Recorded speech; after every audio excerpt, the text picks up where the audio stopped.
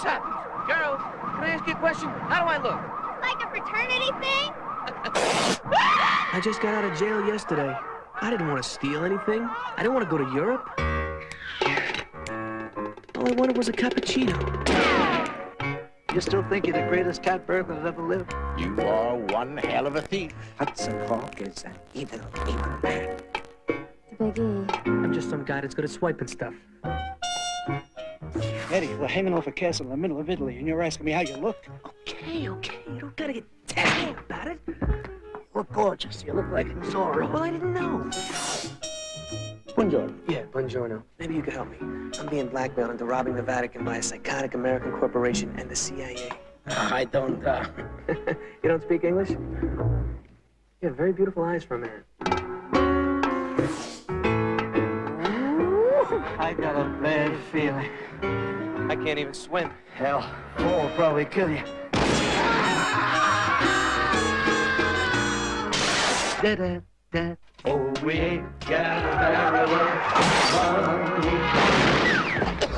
Oh, I was afraid you weren't going to drop by. You may be ragged and funny. You want to know something, Eddie? What? You hit like a girl.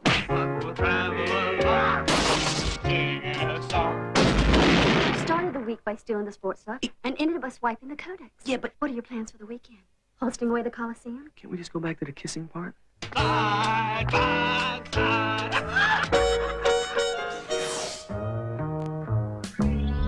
Life doesn't get much better than this.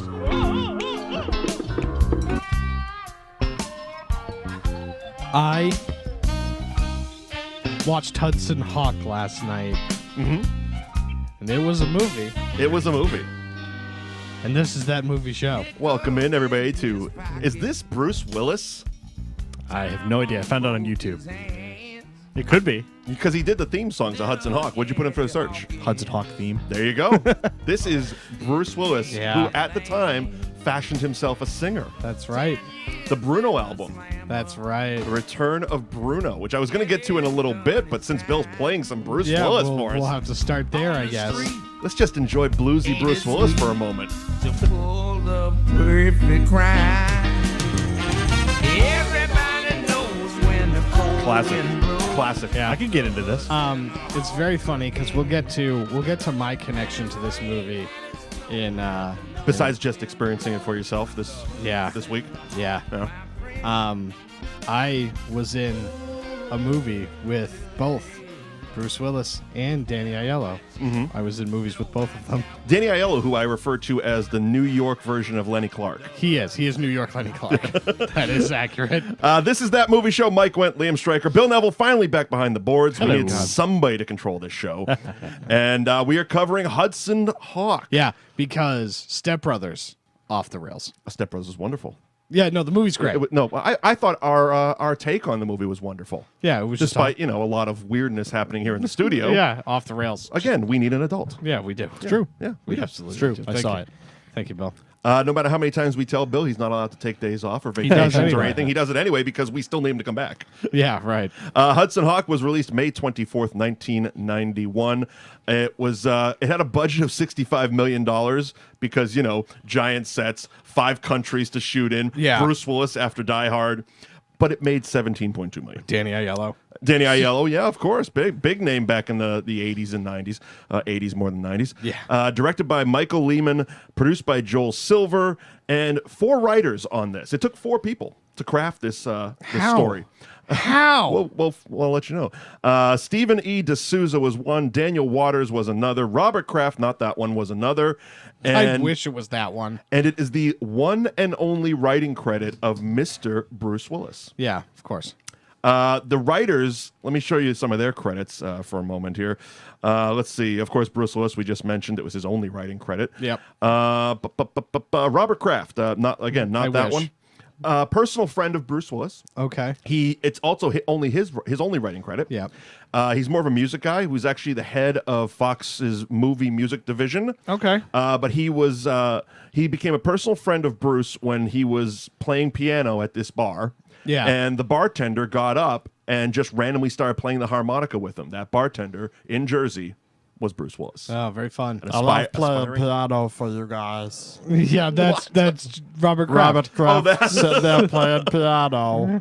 Yeah, that's Robert Kraft. I bet you I'm a close personal friend of Bruce Willis, too. Well, now he probably is. Yeah, actually. Yeah, Did I tell you I met probably. him a few weeks ago? Which one? The Robert Kraft. Oh. The Our right- Robert I Kraft. The don't- right one? I Yeah. don't seem to remember that. Well, I can understand why. I was going to the opening of the new CBS Sporting Club at Foxborough. Oh, Okay. yeah. And, That pays Is for that the place. Is that the CBS scene that's no longer the CBS scene? Yeah, they've rebranded it. Big Night Entertainment took it over, who own Red Lantern and Yeah. Scorpion Bar and Guy Fieri's place in Foxwoods. Oh, God. Those guys. First of all, need to go to Guy Fieri's place. It's a wonderful Second place. of all, we got trashed at a Scorpion bar one time. Yeah, that can happen. Yeah, we I've done the same many times. Yeah, we did it together. Oh, Jesus, we did it together. We did it. That's right. Yeah, I was not there. that was the ill-fated. That was the ill-fated Nesson interview. Again, another time where there was an adult needed. Yeah. Well, yes. Well, yeah. Yes.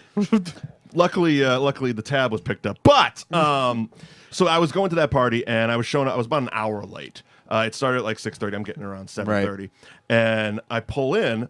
And I've been driving from Lawrence to Foxborough, which is a very local reference for anybody outside of Massachusetts. Oh my God, that's like an hour and a half. Forever taking, and I had to piss so bad. Of course you did. Pull in, throw it into park, hop out of the car, and he's literally getting into the car next to me. I go, "Holy shit, you're Robert Kraft." He goes, "Yeah." I go, "I gotta go piss," and I just took the fuck off.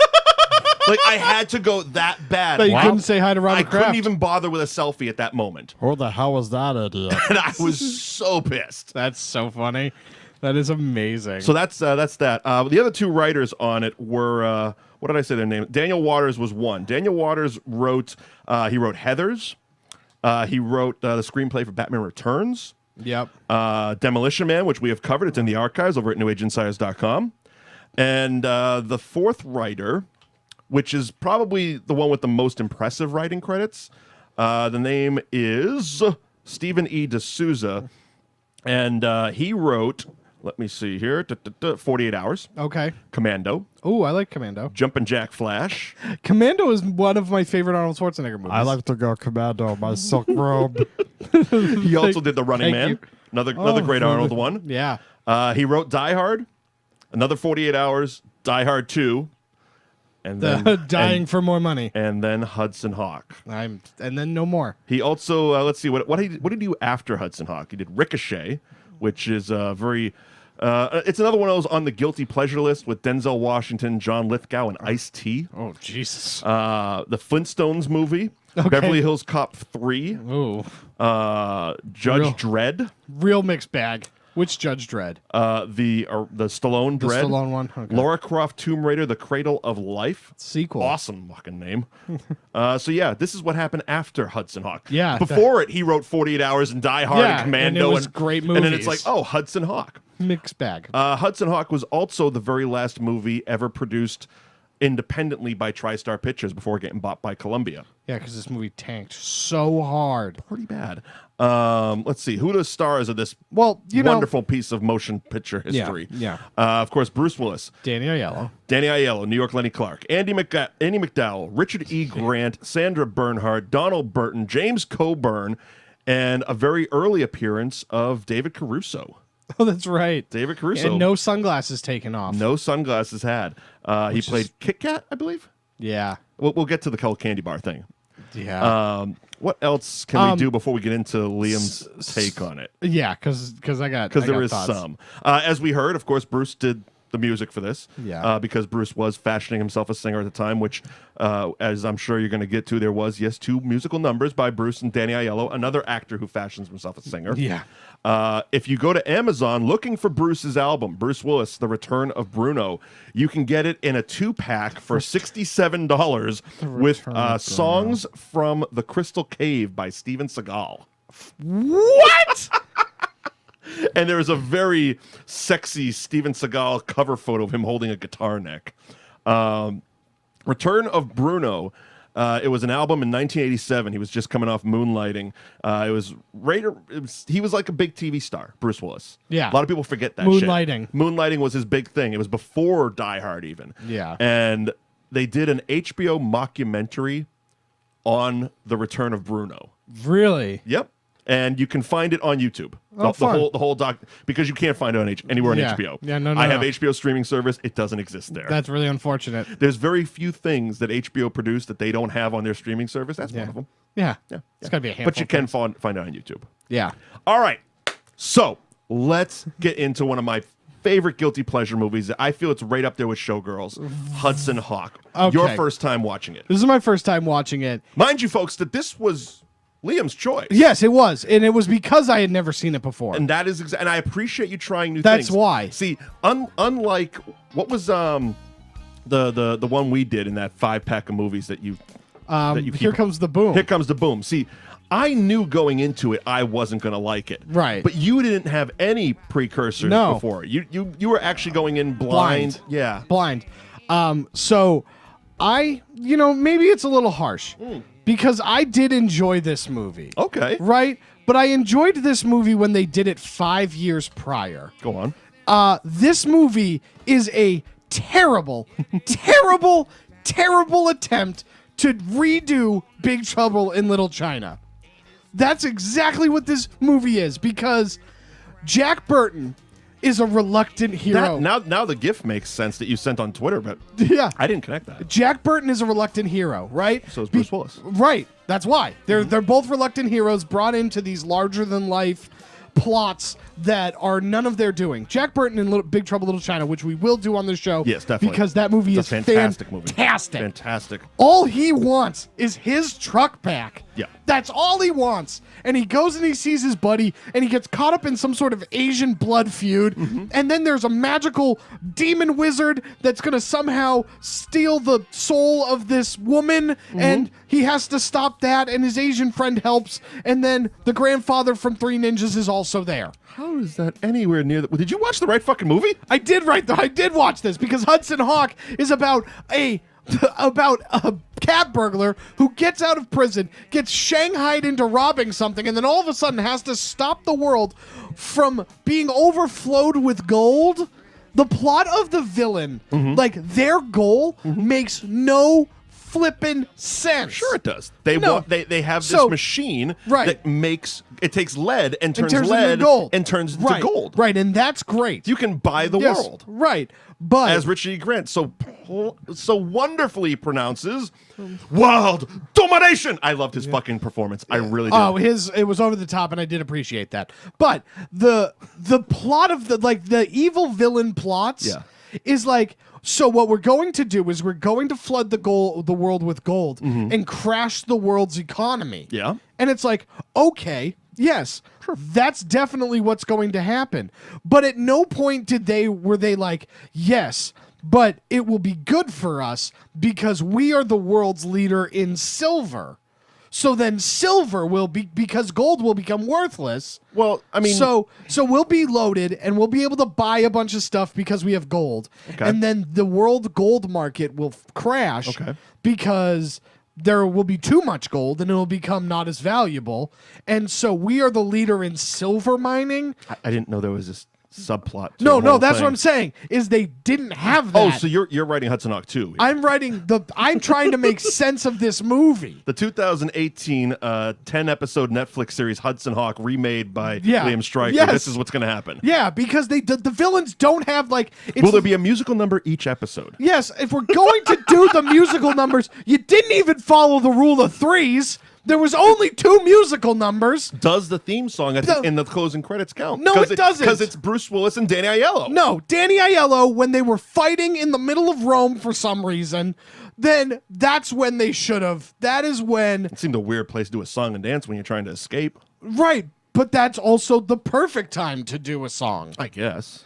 They were singing a fucking song while they were robbing an antique house. Yeah.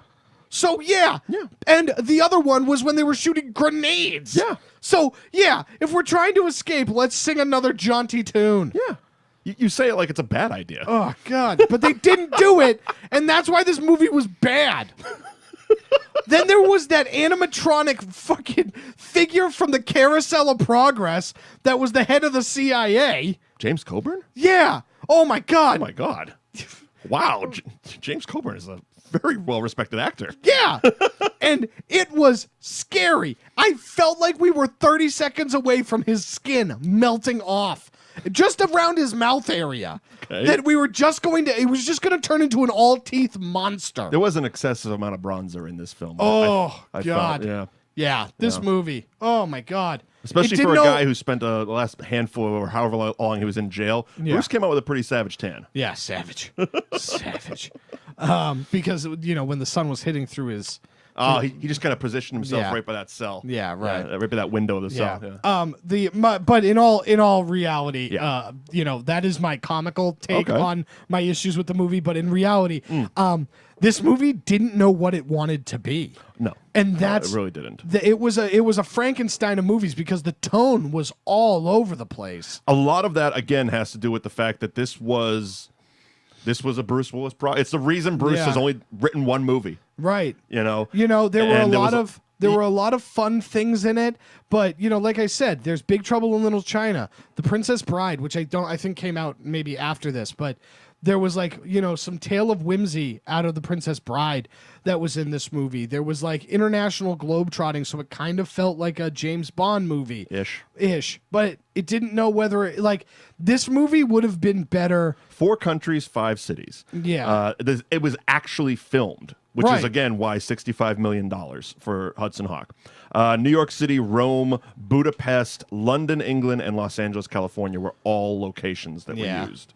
Yeah. And very unnecessary. I mean, it was super unnecessary. The other part too is it's just this movie would have been better if it took itself seriously, because I think you got to put yourself back in that early 90s Bruce Willis mode. Right. This was the most Bruce Willis of Bruce Willis movies. Right. I mean, he took all the quippiness and stuff that kind of made Die Hard, Last Boy Scout, all those. I mean, it's a Bruce Willis character. He's playing Bruce Willis basically. Right. Movie Bruce Willis.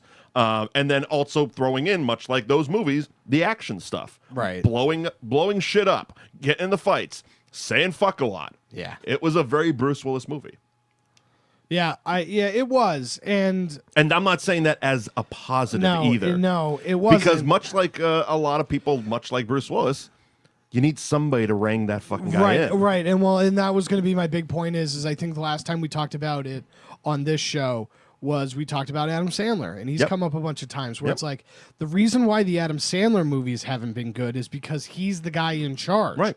So there's not an adult in the room. Right. There's nobody to say, hey, it's great that you did 40 minutes of fucking improv, but we're going to cut it down to 2. Right. Not leave all 40 fucking minutes in there of you and your friends riffing. Yeah. Because you could tell in Hudson Hawk there was a shitload of riffing. I mean, even the scene that was on the trailer that we just played, the 2 girls, that wasn't the scene from the movie. No. The line in the movie was, "Mister, are you going to die?" Yeah. And he never looked and said, "How do I look?" They never said, "Is this a fraternity?" There was a lot of obvious riffing and stuff, to the point that it's even one of the facts here that I pulled up. There was extensive daily rewrites because every time Bruce came up with an idea, it was okay. Well, let's figure out a way to do it. Right. Yeah. And sometimes that's dangerous. It's dangerous when a director kind of falls in love with their own ideas and are changing the movie as it goes. Especially because he wasn't the fucking director, but he was Bruce Willis. Right. Which was basically. Right. Well, he handpicked the director. Yeah, technically you're the director, but that's because I can't I can't hit record. Yeah, I can't. It's the old. It was basically like when we did Ocean's 11 as well. It's in the archives, NewAgeInsiders.com, and Frank Sinatra. Yeah. Roll the camera. Yeah. That was the only. That was his job. Yeah. That was the director's job. Roll the camera. We're gonna do a take, and then off to the Bing or whatever. Fuck. Yeah. We're gonna then go to sing at the casino. We're gonna go to the Sands, baby, and swing. The movie was so well received by its cast that during an interview, Mark Kermode, who was the interviewer, was interviewing Richard E. Grant, who plays the villain, as he pronounced himself. And in that interview, the interviewer was positive about it. He said he really liked the movie. Richard E. Grant responds with, "It was a stinking pile of steaming hot donkey droppings, and you're a fucking idiot." That's so funny. He dedicated an entire chapter in his book to the clusterfuck that was the making of Hudson Hawk, and now I really want to buy his book. Yeah. Richard E. Grant. If I can find his autobiography, I'm definitely going to check that out. Yeah. So let's jump into it. Hudson Hawk is released from prison. Yep. And all he wants is a fucking cappuccino. Right, and it's just like, holy crap, It's a fun little move. That's a fun little thing. Okay, I get it. Yeah. He's been in prison. That's his one thing. Yeah. But there's so many almosts almosts happen, but so many dated references. The whole, the ridiculing Nintendo. Right. First of all, okay, he was in prison during the 80s. What's Nintendo is a logical thing. Right. But the first villains we run into are the fucking Mario Brothers. I know. Played I know. by Frank Stallone. Yeah. Yep. Yes. That's one of my favorite. And again, I'll complete ADD on this because all these people are like my favorite little nugget of time. My favorite moment from Norm Macdonald's run on SNL as the Weekend Update guy was during the Tickle Me Elmo craze. Oh, jeez. #1 Christmas gift this year, Tickle Me Elmo. The least favorite Christmas gift of the year, Tickle Me, Frank Stallone. And it was just a picture of him going. So every time Frank's that's one. That's pretty funny. And during Howard Stern's heyday, Stuttering John, when he used to do those red carpet interviews, was trying to get Sylvester Stallone at a movie premiere. Okay. And he's sitting there going, Sylvester, Sly, completely getting ignored. He's walking with his brother, and he goes, Frank, one yell, and Frank comes right over to him. Frank, get Sylvester. That's so funny. Fucking hell, the man gets no respect. So funny. Again, another actor who fashions himself a singer. Yeah. Did all the stuff in Rocky. That's right. Eye of the Tiger was Frank fucking Stallone. I know, that's right. Maybe that one wasn't. No, not that one. That was another band who had like one of those names like Triumph or something like that. Europe? No, not Europe. That's Final Countdown. That is the Final Countdown. But he did a bunch of songs in Rocky as well. Yeah. We're getting off topic here. The man wants a goddamn cappuccino. Yes. And so his buddy Danny Aiello brings him back to the bar that they own. Tommy Five Tone. Yeah, apparently it was probably one of those types of, divey type of New York bars that Danny Aiello probably owned with him. It was probably there because they were thieves. Right. And so this was their base of operation. Professional thieves. They needed a place to launder their shit and have an office of, like you said, base of operation. Well, apparently some investors came in. John Taffer showed up. Hip the fuck out of this place. Hip the fuck out of it. I've never seen more neon drinks. This was the start of Bar Rescue. Oh, yeah. This is what got the idea going. John Taffer came in. This was his first place. This was his first place. So he gets up to the bar and realizes all the shit, all the little knickknacks that he loved. all the fun things. Captain Sam's wheel or some shit. I don't know. Which the story is very funny. That he then, when they talk about it later, is very funny. Yeah. That it's just like, he walked in with this steering wheel and we don't know where he got it. Right. Yeah, just some vagrant. Yeah. That they call Captain Bob or Captain Stam or whatever. Yeah, whatever the hell they call them. So anyway, the one thing he does have there is a cappuccino machine. Yeah. Gets his cup of foamy coffee. And he's so excited. Smelling it, enjoying, savoring those moments. I understand it. I do. Yeah. And then it's fucking shot. By a silencer. A silencer shoots it. Now, again, I haven't sat down to watch it in many, many years. Yeah. But as an adult, I'm like, all right, where'd the bullet go? Right. It killed somebody. Yes. It killed somebody. There's a bartender with a hole in his shoulders that now has to serve drinks the rest of the night. Yeah. But bullets don't just evaporate. Right. Once they hit a solid object. Yeah, no. Also, that's the worst way to get somebody's attention in a crowded bar. And he's sitting there and he's like waving the gun. Yeah. No, again, I would have no problem with this whole back and forth if it was still a divey bar in New York. Right. That was, this was run the by type criminals. But it was a John Taffer bar. Right. This was the stress test night. It was the post fixer-upper. Yeah. There's people in suits. There's neon drinks. There's lights. Yeah, all the young professionals. And nobody seems to give a shit. There's this Italian waving a gun. Yeah. Oh, God. Weird. And so then he goes over. Oh, but this was after his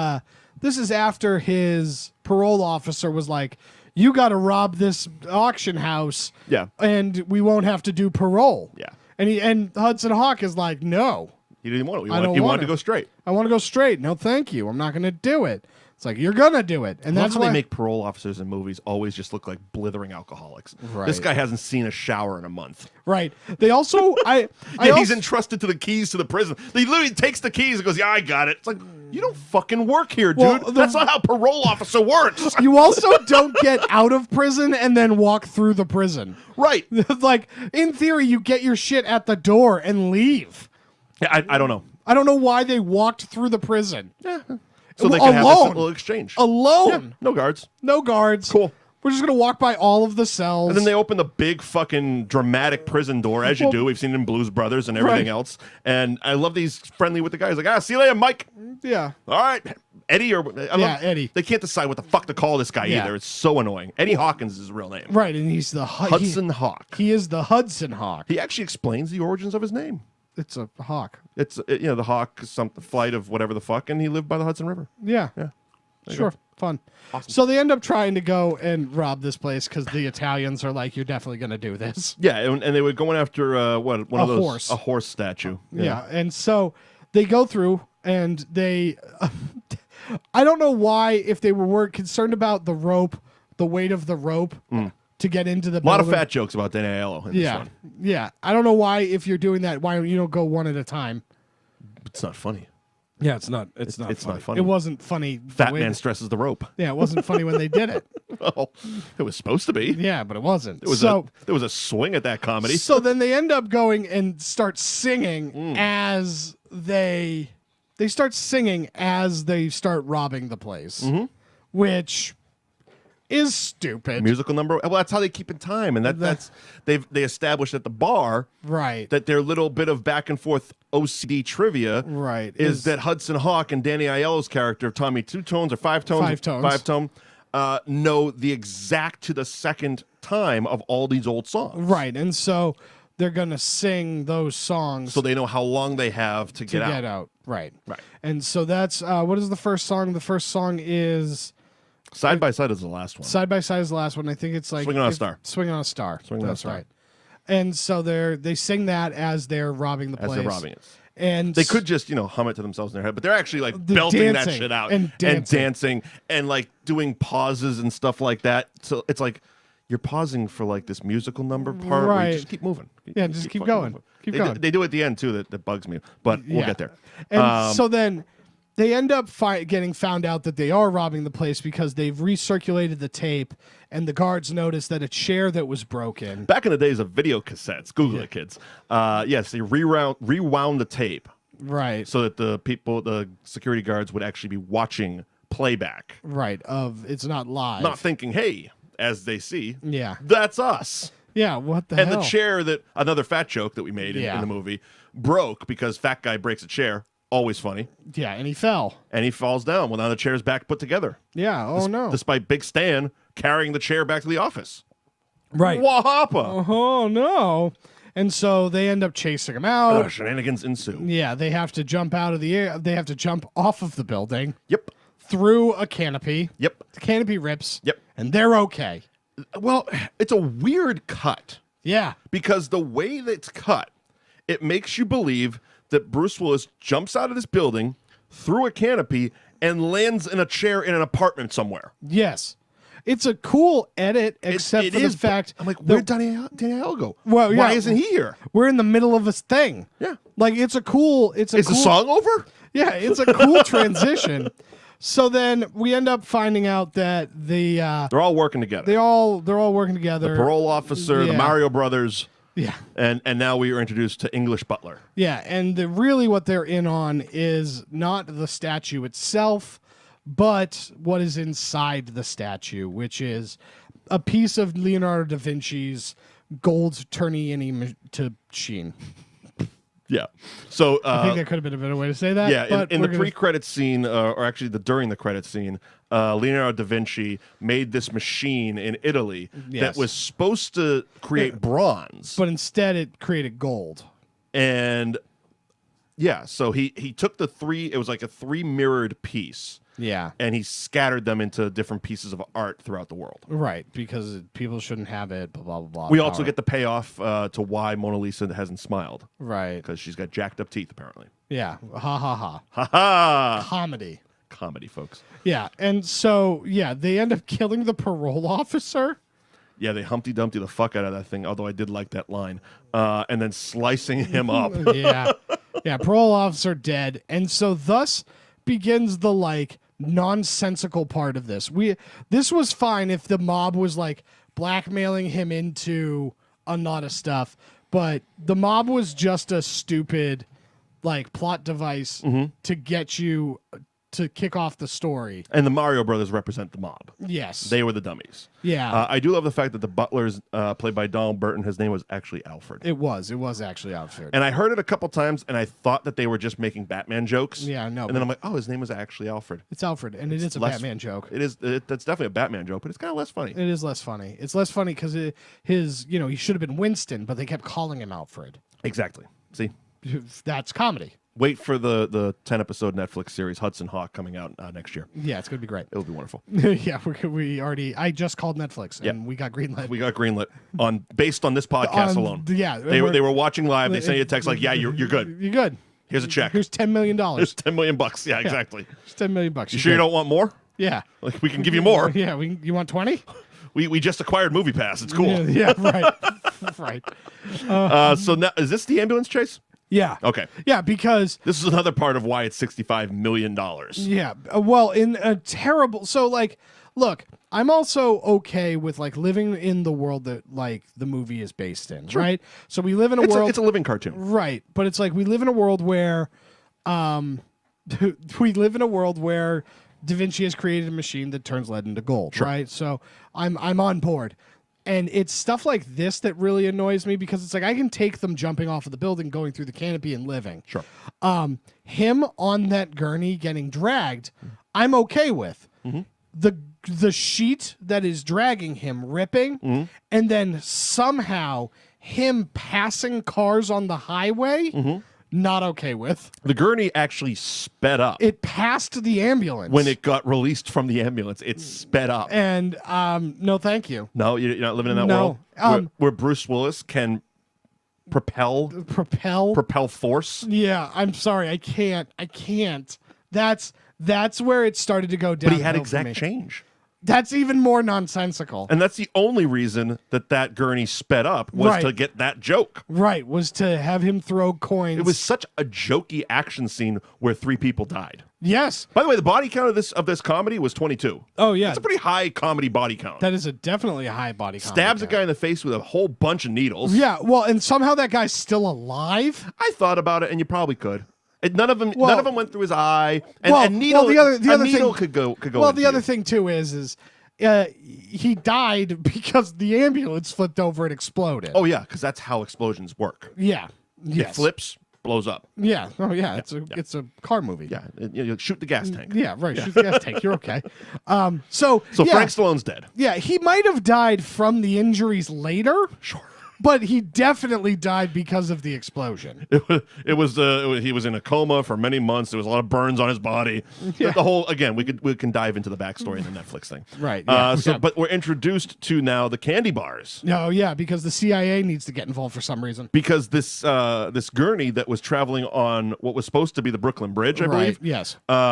Somehow veered off and just came to a slow stop in front of the CIA. I don't know where he was. It wasn't on the bridge. No. Because that means he took an exit. Yep. Still traveled a little bit more, and then took another road, and now is in some alley. Abandoned alley. Yeah. Okay, cool. Sure. I'm with you. We have James Coburn, who is George Kaplan. Yeah. He's in the CIA, I guess. But they're like some secret division of the CIA. Yeah. And we're introduced to the candy bars, which is his team. Almond Joy, Butterfingers, Kit Kat, Snickers, and that's it? Butterfinger, Snickers, Kit Kat, Almond Joy. Yeah, that's it. There's only 4 of them. And they were the seasons before? Was that it? No, they were, I think, venereal diseases? Oh, was that it? Something like that. That was a joke again. That was the joke. Yeah, because I think she said, how would you like to spend X amount of years going by gonorrhea or something like that? Yeah. Ha-ha. Ha-ha-ha-ha. So they're taking turns smacking them around and telling them their names, and they're all got their candy bars in the thing. Nope, because this was after the auction blow up.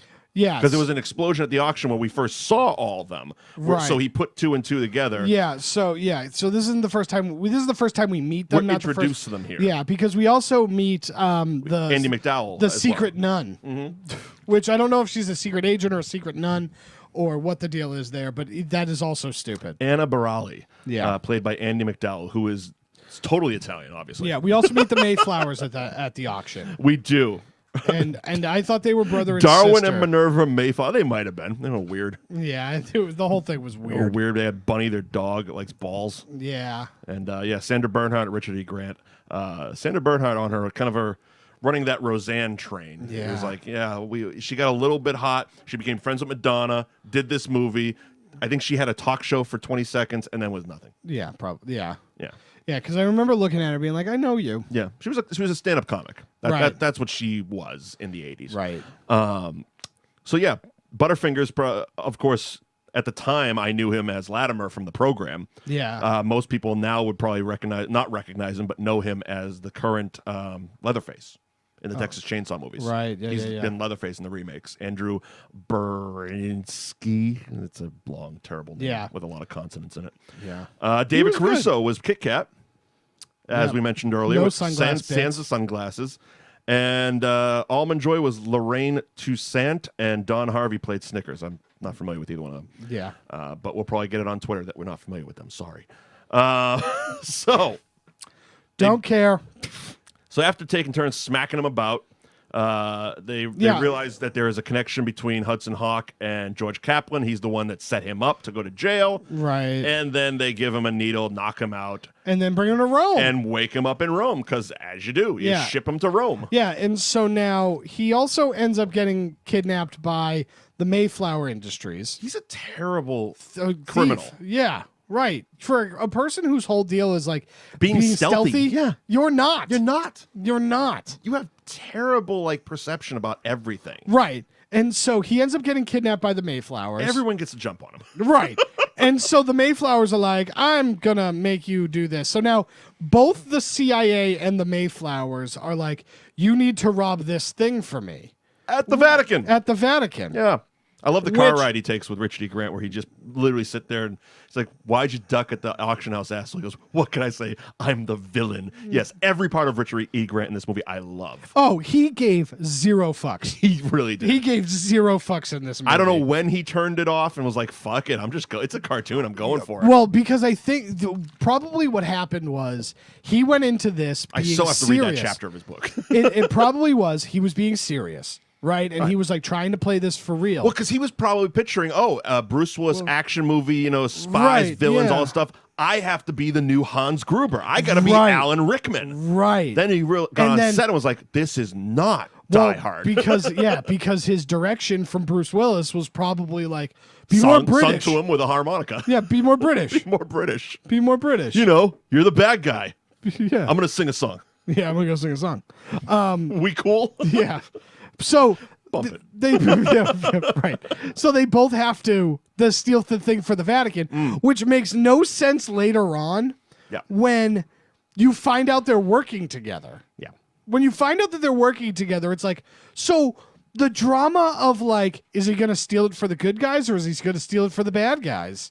There was a lot of twists in this movie, and I feel that in the original writing process, they were probably saying what? Yeah, people are going to flip when they figure out that them, and the payoff was just not very Sixth Sensey. When we find out, we find out Bruce Willis was dead the whole time. Yeah, I know. That's the craziest part of this entire movie. When we find out that Andy McDowell's a nun at the Vatican, and it's like, well, who cares? Yeah. At this point, I don't care. I guess that's how you get around a sex scene.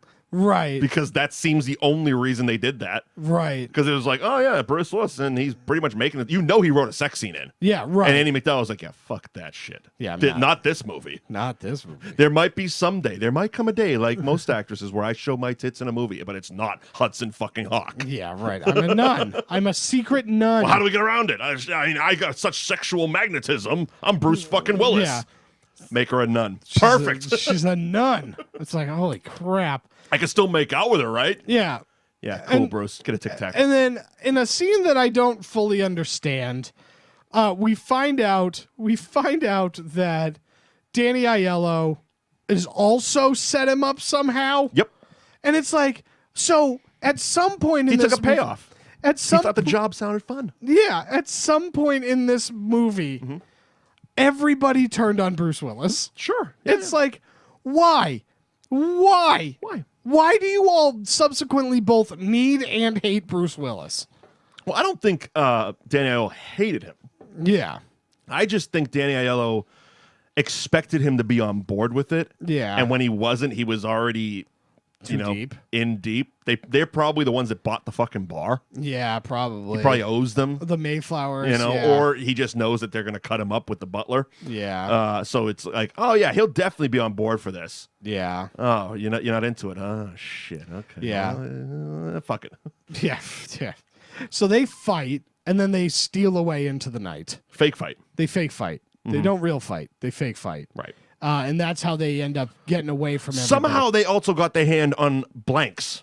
Yes. Because they're firing off a gun in the middle of Rome. Yeah. I don't want to call it like the town square or city hall, whatever the hell it was. Yeah. But in the middle of Rome, Yeah. they're just popping off gunshots. Rolled down. By the way, how'd they survive the fall? Oh, yeah. Again, these guys have great bouncing ability. Yeah, they're buoyant. Yeah, very buoyant. So they get so they hit the ground. Pavement. They roll down steps. Do a couple of punchy. Yeah, you hit like a girl. Yeah, I'm Bruce Willis. Right. And then they roll a few more times. Of course, the gun goes off. Danny Aiello gets rolled over. Yeah. Blood all over him. Oh, my God, he's dead. They were really hoping for a big emotional moment there. It didn't come. No. The ambulance shows up right on time. Everybody and scoop him up, throw him in the thing, and now they leave the Mayflowers and James Coburn up there being like, oh, fuck. Yeah, look at that. Oh, Plan B. yeah. Okay, let's go to Plan B, which probably should have been Plan A because it worked pretty fucking good. Yeah, right. Plan B was we're just going to go in there and steal the shit and kill the guards. Yeah, we're just going to kill everybody. Fuck this cat burglar shit. Yeah. Fuck singing on a star or swinging on a star. Or whatever. No, we'll just go in there, shoot a Right. bunch of motherfuckers, take the thing. And leave. Yeah. Cool. And that's what they did. That should have been Plan A. That should have been Plan A. You had to blackmail a bartender from Jersey. No. You didn't even blackmail him. You just stuck him with a dart. You kidnapped him and brought him to Rome. So they meet up with Andy McDowell. We realize Heinz 57 was the blood. And yes, somehow that office that they were in had blanks and a gun. Yeah. Convenience. As you do. Yeah, as you do. And then all of a sudden they show up and Almond Joy just starts shooting people with darts. And they all get paralyzed. Yeah, because Bruce. This is where we find out Bruce tries to have sex with her, doesn't have sex with her. They wake up, she's gone, and yeah, the candy bars are there, shooting people with darts and butterfingers. He's a nun. Yeah, right. Yeah, oh, she's a nun. And- it's like holy moly, man. Cool. Okay, there's that reveal. This doesn't age well in 2018. Well, he's just dumb. Yeah. I'm not going to say it again. I've said it a few times on this show, but he's just dumb. Yeah. Let's go with that. Sure. So they start to gain feeling back from their paralyzation darts. Yeah. And they trip Kit Kat? No, they trip Snickers. Yes. And the bazooka with the bombs on it. A timed slides out, shoots, because hair trigger. Why Yeah. wouldn't you? Fires on his head. And Snickers just flips his shit. Yeah, right. This is probably the frog funniest. jumping was wonderful. It's probably the funniest part in the movie. Fucking off of me. And he's trying to get it off, and then finally they go and jump out the window, so they're safe. And Snickers just goes, "I hope it's a dud," right before it explodes. And I was like, "That's pretty funny. That's pretty good. That's pretty funny." It was pretty good. So they're going to now take Da Vinci's castle in the middle of the night because they kidnapped the nun. Yep. They kidnapped Andy McDowell, and I don't know why. It makes no sense as to why they were going to do it. Yeah, I mean, I guess that's just where the Mayflowers are living. You were sure Because the machine isn't there, is it? it's in the Da Vinci place. Yeah. So it's in this castle? yeah. Okay. And I'll go with it, I guess. The thing I don't understand is why did you kidnap McDowell? Well, because obviously they can't put together a child's puzzle and need this thief who can also put together Da Vinci's little glass mirror puzzle thing, which I found one of the weirdest things. Why is he here? Oh, because they have 3 pieces. Literally. Right. 3 fucking pieces. It's like the Shrine of the Silver Monkey in Legends of the Hidden Temple. Bill? What about it? It's there. I said it was like the Legend of the Hidden Temple and the Shrine of the Silver Monkey. The Shrine of the Silver Monkey. Thank you. That's what I needed. There you go. But no, the kids could never figure it out. They couldn't figure it out. We can't figure out how to put these 3 things together. Like it's a fucking Rubik's Cube. Bruce Willis walks over and he's like, dip, dip, dip. you I'm go. Bruce fucking Willis. Yeah, right. Right. And then. But somehow, even though this thing that they needed to put together was only 3 pieces, he found a 4th piece that he was able to break off. No, he broke off part of one of He just broke a piece off. Yeah, he just broke a piece off. Smooth. Nobody heard any cracking. I mean, it was fucking mirrors. Yeah. He didn't, whatever. No, it's Moving on. Hudson Hawk. It's Hudson Hawk. And so so the then- Mayflowers just start killing everybody. Right. Well, They cap off fucking Kit Kat. They take out Everybody. fucking Baranski there, Butterfingers. so first, before that, they sing Side by Side. Oh, that is the second musical number. As this is the second musical They number. storm the castle. Yeah, they storm the castle and they just start shooting grenade launchers everywhere. Which, okay, kind of fun. Kind of fun. But yeah, this was actually the more egregious of the stop just to sing moment. Right. Where Danny Aiello has it the grenade launcher behind his back. Yeah. And he's sitting there for a really awkward amount of time just singing out this bar of the song. Right. And he's like, and just to punctuate that moment in the song for no other fucking reason. That's what he was waiting for. Side by side, bang, then you shoot. It's like, dude, you could have just shot at the beginning of that bar. Yeah. Move the fuck on. Yeah, I know. But you stopped to sing. Yeah. In this rescue. Yeah. Cool. In this blowy up rescue and thing. Cool. then through the fight, because they were really hoping this soundtrack was going to blow up. Yeah. They were so... Like, I think Bruce Willis and Danny Aiello, who were... I did a little reading, were actually friends as well. They've been trying to work together for years because they They like each other, whatever.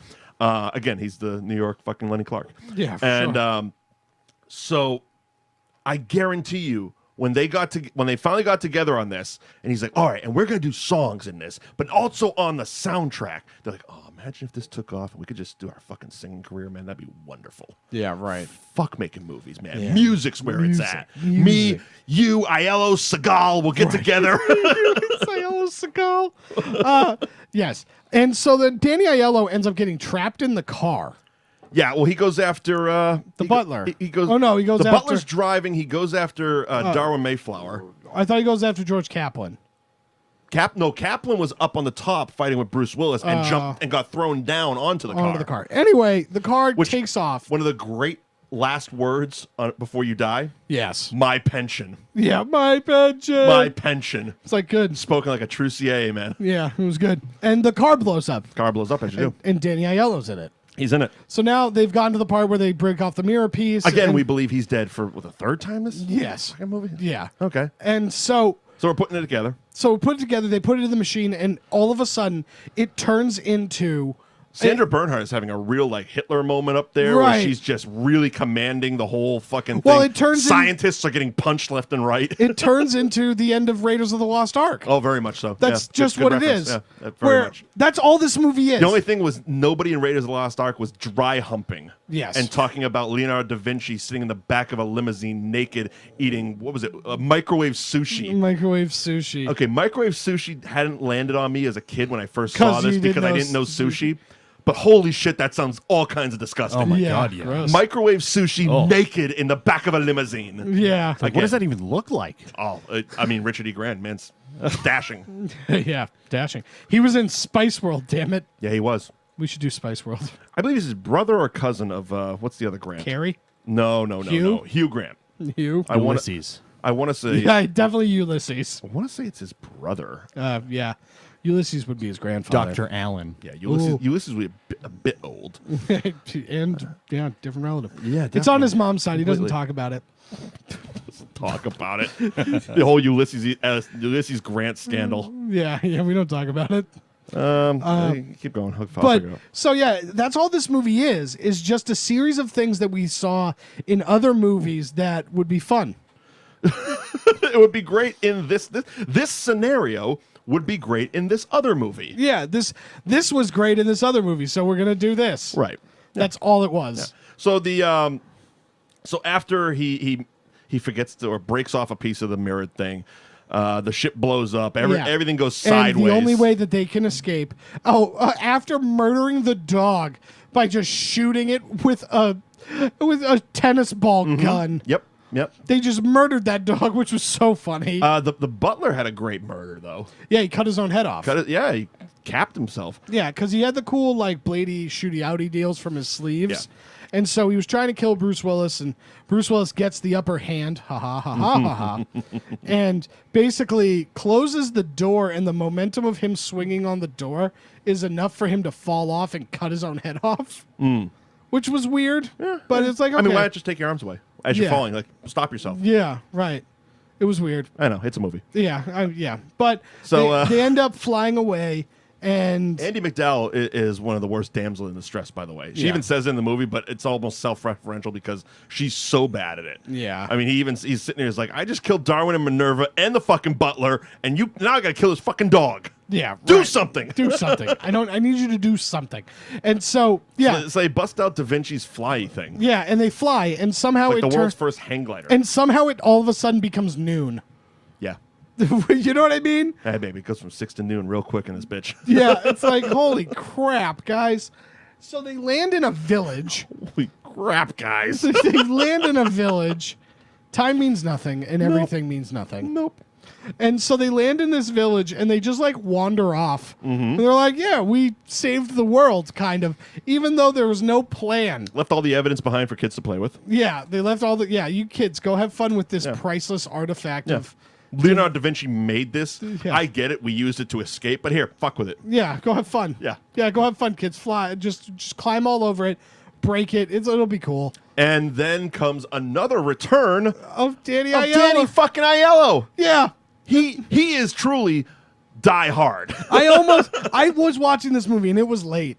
Yeah. And I just looked at it, and I go, get the fuck out of here. Get the fuck out of here. No fucking way. At least have him really die there.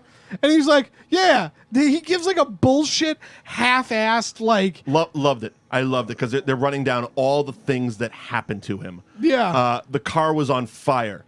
Sprinkler system. Can you fucking believe it? Yeah. But it crashed. Airbags. Can you fucking believe it? I know. And just went on and on and on. And finally it's just like, oh my God. And the big climax. Yeah, the climax of the whole movie. Literally the most important part of Hudson Hawk is the cappuccino. The man finally gets his cappuccino, takes one sip, and throws the goddamn cup away. Yeah. What a dick! Yeah. At least Jack Burton was happy about his truck. I mean, I don't know what I'm more offended by. Him throwing away the cappuccino or Luke Skywalker throwing away the fucking lightsaber. I know. Because it's the same thing! Yes. Where's the outrage on the Hudson Hawk cappuccino? Everybody was just outraged on a Hudson Hawk. They never made it there. Yeah, we never made it to the end. The only reason I made it to the end is because I was doing this show. I turned it off. I would have turned that movie off as soon as it was... they all got shot with the darts and sat down, and then you made it far though. I would have made third act. Yeah, I was already done there. I was already done by there, but I was just like, I really wanted to be like, I'm done. When you get shot with the like paralyzing dart, and then immediately fall in line with everybody else, I'm like, I'm fucking done. I can't. How quick were those fucking darts working though? I mean, like they paralyzed him for 30 seconds. Yeah. Useless. Oh, it was stupid. Why not just shoot him? Oh, I know. Why the dramatics of paralyzing them with darts? Why would your codename being be a Kit Kat? Bond villain and then blowing up the place with shooty timed grenades? Yeah, I don't know. Why not just put a grenade on the table, set the timer, walk the fuck out of the room? Yeah, I know. The whole thing was dumb. Dramatics. Yeah, and it was a cartoon, and it was stupid. It really was. One of the so Daniel Waters was one of the writers that I forgot to mention, but he actually had a connection with the director because he wrote Heathers, and the director that was like his directorial debut was Heathers. But of course, he also wrote, and someday we will do this, The Adventures of Ford fucking Fairlane. Okay. So there is a writing connection between these two, and I'm guessing you can see the connection there. Yes.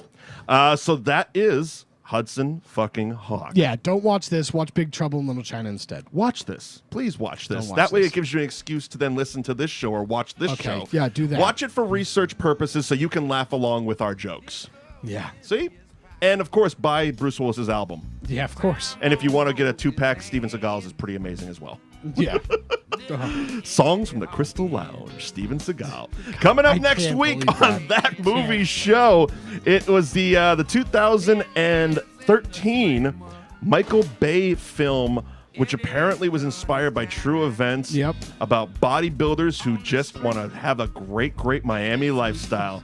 Starring Mark Wahlberg, Anthony Mackie, and The Rock. It's pain and fucking gain. This is my favorite Rock performance ever. Really? It really is. This is another one I haven't seen. I love The Rock in this. I love every part of it. Like, I watched this and I'm like, this is great. Yeah. And it was around that time, it was like, this was when The Rock kind of got big and got even bigger. Fast and Furious and all these other, basically when he became the franchise gold. Right. And then he throws this in there, and it's weird. It was hilarious. I heard it was good. And I loved it. Not conventional good. No, but good, definitely like our type of good. Yeah, okay. That movie show type of good. So coming up next week, Pain and Gain. Thank you for joining us on That Movie Show for Hudson Hawk. I am Mike Wendt, Liam Stryker, Bill Neville. Thank you for being back here running the board with us. And we will see you next time. Goodbye, everybody. 49 and 10.